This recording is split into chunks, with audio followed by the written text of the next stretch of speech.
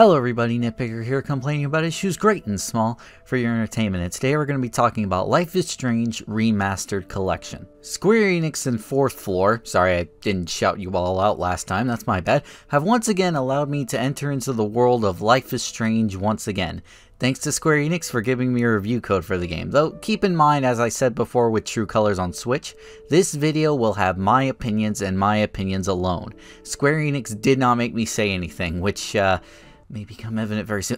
Life is Strange Remastered Collection remasters two games in the Life is Strange franchise, Life is Strange and its prequel, Life is Strange Before the Storm, remastering them with all new lighting and fidelity.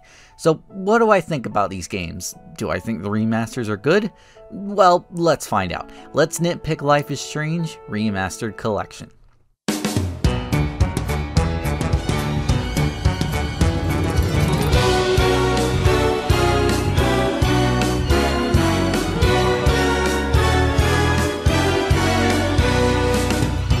Life is Strange 1 follows Max, a girl going through college pursuing photography, when all of a sudden she just has time travel powers.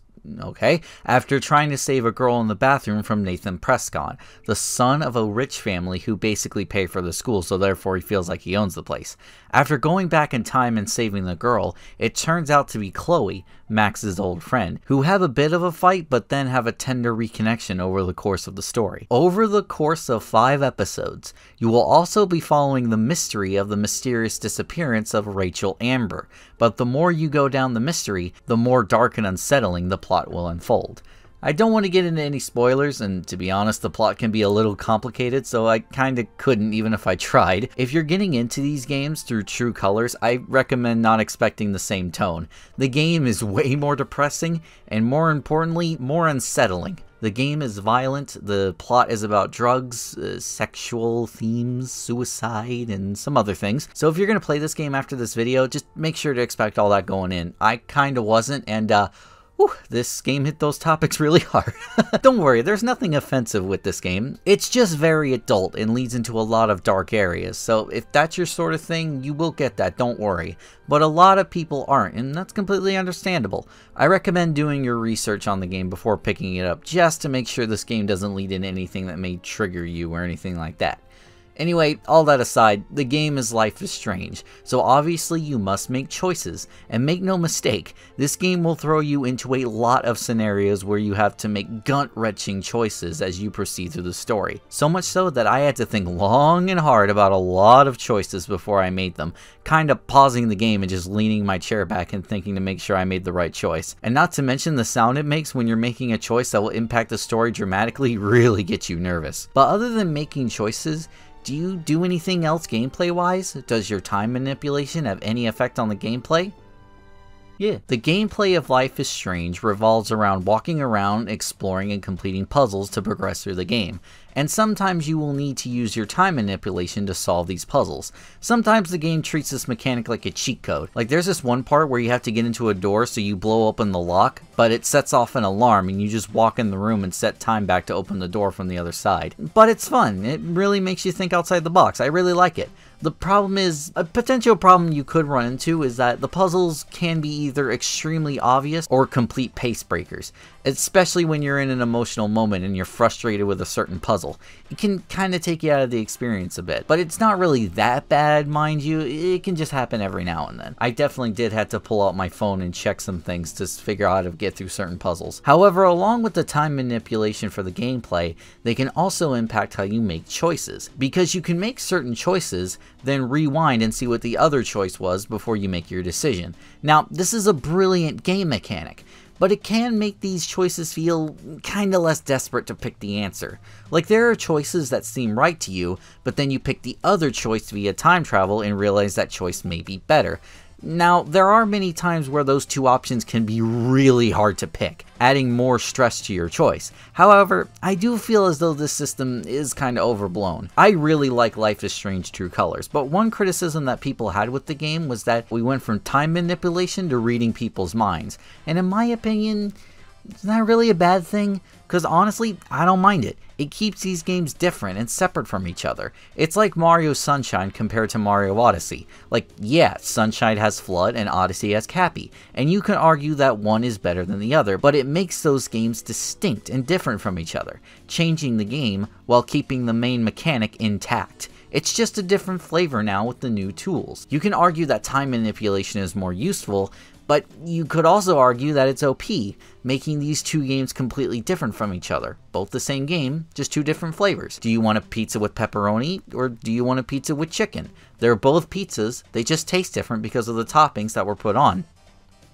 And then there's just cheese pizza with extra sauce. I just explained these 3 Life is Strange games with pizza. Life is Strange Before the Storm takes place before the events of Life is Strange and focuses on Chloe.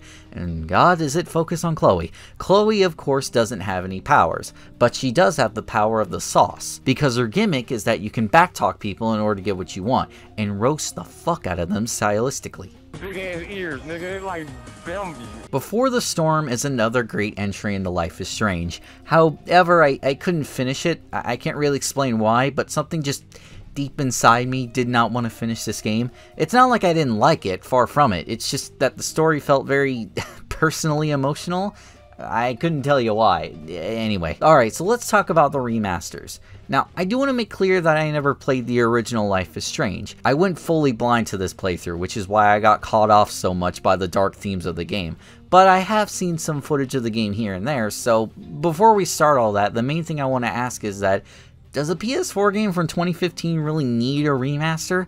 I mean, the game is only 5 years old. Why is it getting a remaster? Well, I gotta be honest. When I saw the original game, I thought it was 360 with the PS4 version being a re-release. Obviously, I don't think the original looks bad, but I will admit, I do think it could look better. Did it need one right now? Kinda. Graphics, I think, could have waited mid-generation or so.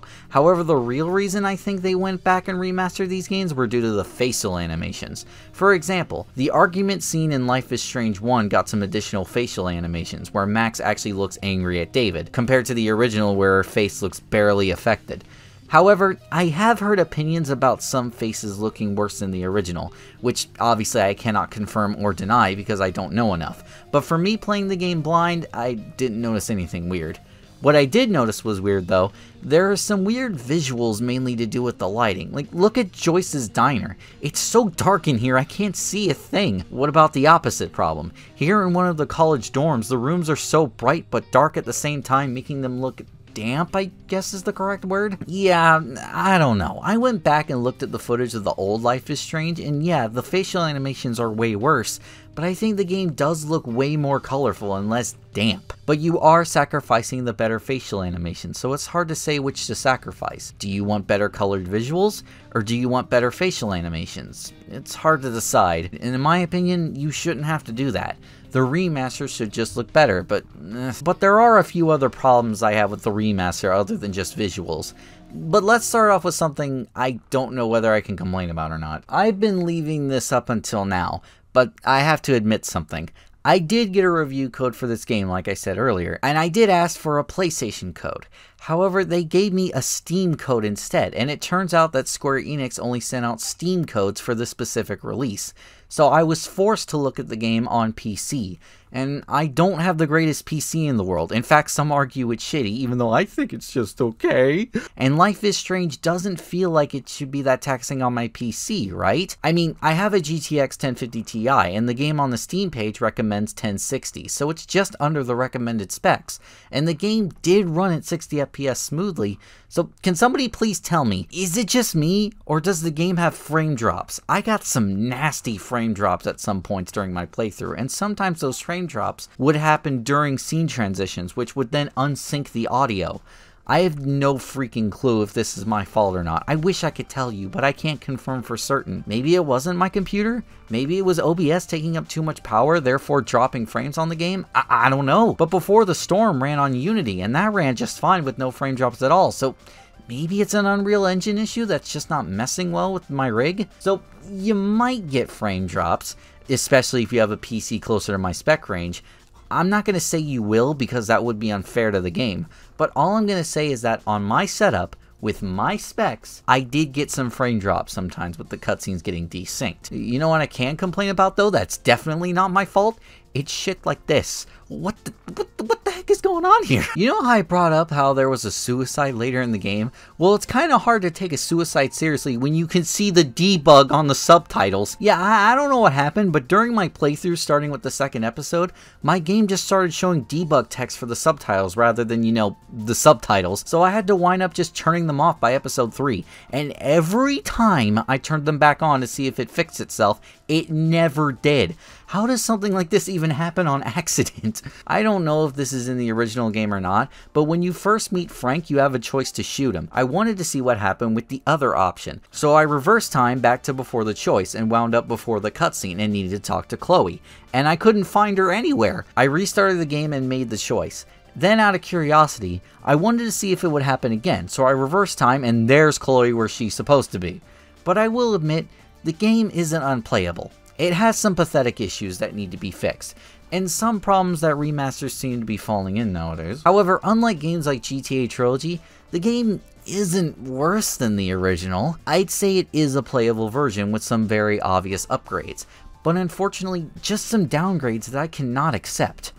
Again, I want to make clear that this game is not unplayable, nor is it anywhere near the quality of games like GTA Trilogy, but these are supposed to be what they are called. Remasters, versions that completely replace the old one. When I buy games like Sonic Colors Ultimate, GTA Trilogy, Life is Strange Remastered, etc., I should have no reason to go back and play the old game unless it's personal preference, and I for sure shouldn't have to worry about bugs and glitches. And it's even worse in the case of Life is Strange Remastered, because for the case of the other two I mentioned, you could make the argument, wait until they patch it out, it's fine. That doesn't work for Life is Strange because it's a story-based game, a game that, let's not kid ourselves, once you finish it, you won't want to go back to it for a while.